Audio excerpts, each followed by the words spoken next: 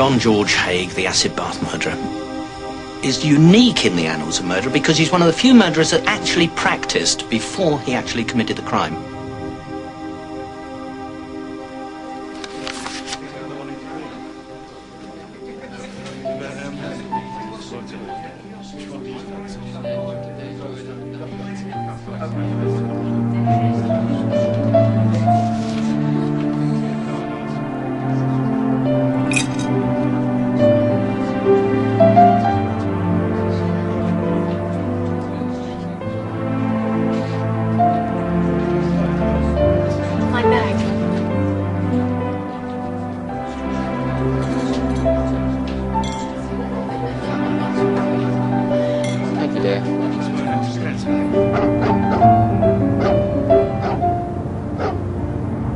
He took a Mrs. Durand Deacon down to Leopold Road at Crawley, shot her with the gun.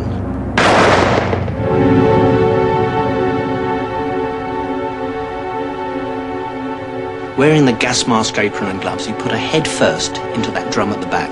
Now, it was not a bath. It's called the acid bath murder, but it was an oil drum, a 40-gallon oil drum, specially treated to withstand acid.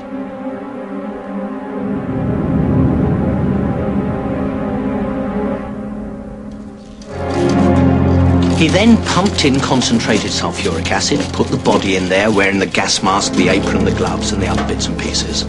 And if you put a body in acid, within 48 hours, you would have reduced it to a sludge.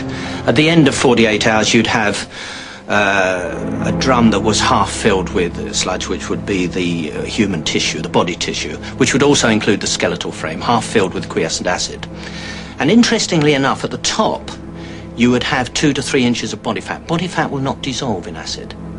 Now, what he did now, he took the drum out the back, scooped off the fat, you can see traces of it on the apron there, dumped that, and then he kept pumping in cold acid over probably a 7-day period. That reduced the skeletal frame to a sludge.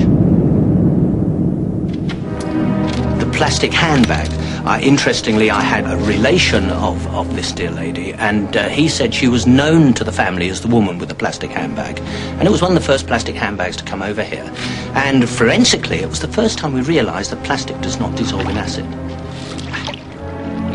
Haigh had experimented by dissolving mice in acid, but found it impossible to get rid of Mrs. Deacon's handbag, false teeth, and gallstones.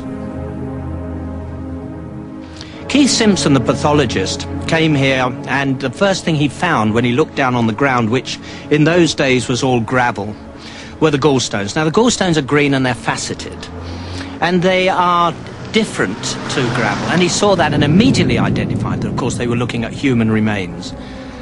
They also found the false teeth of Mrs. Durand Deacon, which was identified from dental records, and a calcined left foot, which belonged to her.